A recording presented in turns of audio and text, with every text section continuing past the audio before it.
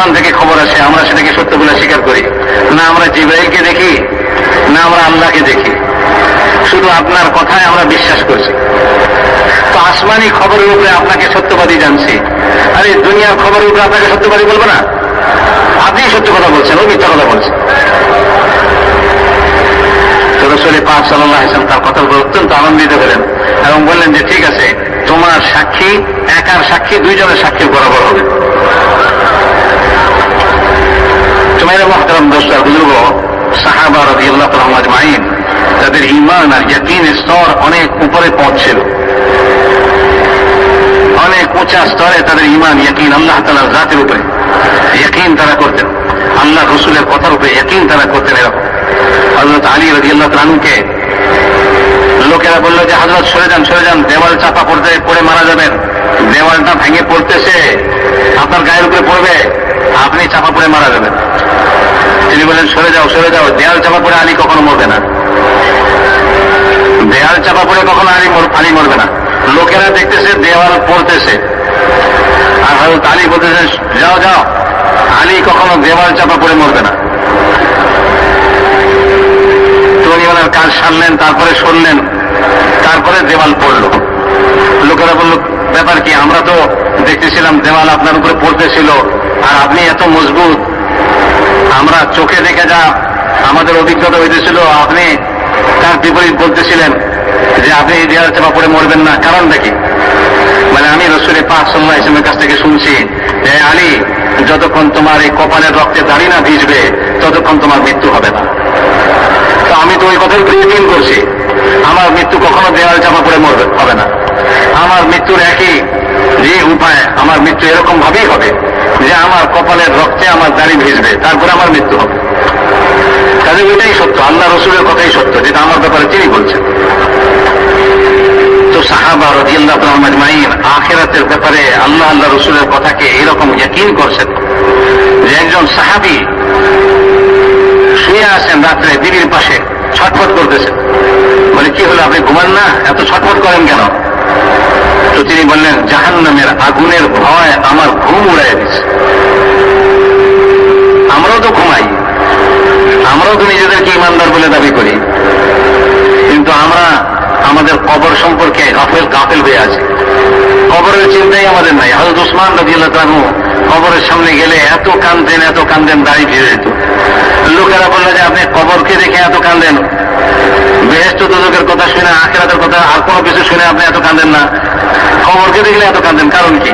তিনি বলেন আমি আল্লাহ রাসূলের কাছ থেকে শুনছি কবর আখিরাতের প্রথম ঘাঁটি, যে কবর থেকে পার হয়ে যাবে তার সামনের ঘাঁটিগুলিও সহজ হবে, যে এই কবরের ঘাঁটিতে আটকা পড়বে তো তার সামনের ঘাঁটিগুলি আরো কঠিন থেকে কঠিনতর হবে।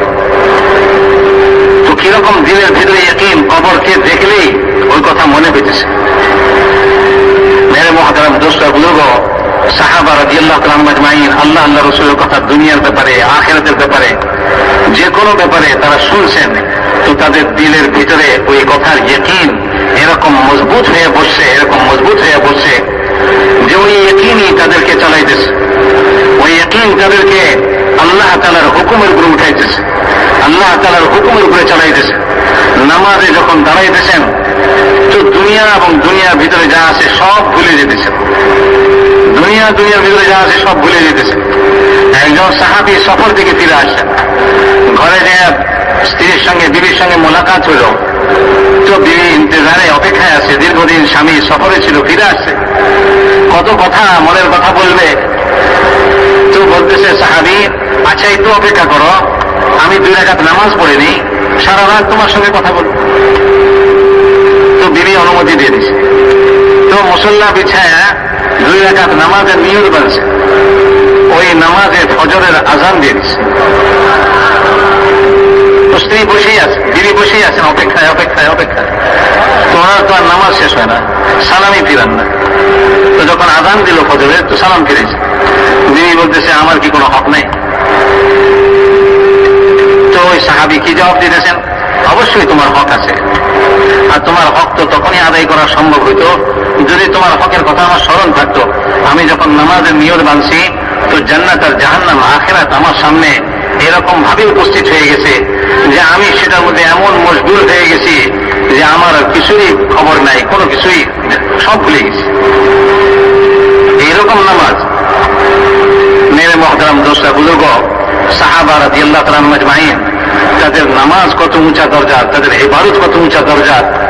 হযরত আলী রাদিয়াল্লাহু তাআলা আনহু, ওনার পায়ের মধ্যে তীর বিচ্ছে, তো তীর খোলা যাচ্ছে না, ব্যথা, চরম ব্যথা, ধরলেই ব্যথা পায়, টানলে তো পথেই নেই, যেন জান বেরিয়ে দেবে। তো লোকেরা বললো যে ছাড়ো, উনি যখন নামাজের নিয়ত বাঁধবে তখন খুলবো।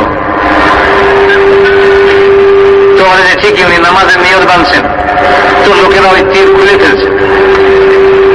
উনি একটু নড়েন নাই, কোন রকম ব্যথা অনুভব করেন নাই। নামাজ শেষে লোকদের ভিড় দেখে বললেন, তোমরা তীর খুলতে আসছো? তো তারা বলল, হযরত আমরা তো তীর খুলেই ফেলছি। তো উনি বললেন যে আমি একটু টের পাইনি। তাদের নামাজ এত উচ্চ স্তরের ছিল। আমাদের নামাজ তো মশায় কামারেরও খবর হয়ে যায়, মশা কানের কাছে ধ্যান ধ্যান করতেছে, তো আমাদের নামাজের মধ্যে ধ্যান ছুটে যেতেছে, ধ্যান রাখা কঠিন হইতেছে। আর মশার চেয়ে বড় কিছু হলে তার কোনো কথাই নেই। একজন সাহাবী বলতেছেন, ওই যে আমি নামাজের নিয়ত বাঁধবো আর তোমরা খুব শোরগোল করো, তো আমার নামাজে কোনো ব্যাঘাত হবে না, আমার নামাজে একটু ধ্যান ছুটবে না। কারণ আমি যখন নামাজের নিয়ত বাঁধবো আমি সব ভুলে দেব, ধ্যানে নামাজ পড়তেছি। তাদের নামাজ এরকম উঁচা দরজার ছিল। তাদের কাছে প্রিয় জিনিস কি ছিল? বলে যে আমার কাছে প্রিয় হলো আমি এমন দিনে রোজা রাখি যেদিনে প্রচন্ড গরম পড়ে, পিপাসায় ছাতি শুকিয়ে যায়, কলিজা শুকিয়ে যায়, এরকম দিনে আমি আল্লাহর জন্য রোজা রাখি, এটা আমার কাছে সবচেয়ে বেশি প্রিয়। আমাদের কাছে প্রিয় হলো এমন দিনে পানি পান করা, এমন দিনে শরবত পান করা, এমন দিনে তো ছায়া ঠান্ডায় থাকা। ও তাদের কাছে প্রিয় কি ছিল? বলে না, এরকম প্রচন্ড গরমের ভিতরে আল্লাহ তাআলার ইবাদত করব।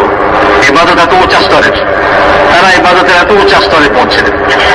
হযরত খায়সামা রাদিয়াল্লাহু তাআলা আনহু, রাসূল পাক সাল্লাল্লাহু আলাইহি ওয়াসাল্লাম তবুকের সময় প্রচন্ড গরমের মধ্যে বের হয়ে পড়ছে।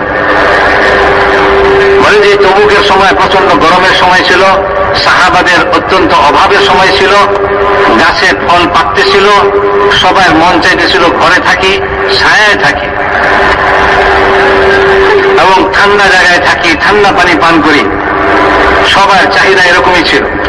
কিন্তু সাহাবা রাদিয়াল্লাহু তাআলা আজমাইন আল্লাহ এবং আল্লাহ রাসূলের কথা এটাকে প্রাধান্য দিতেন।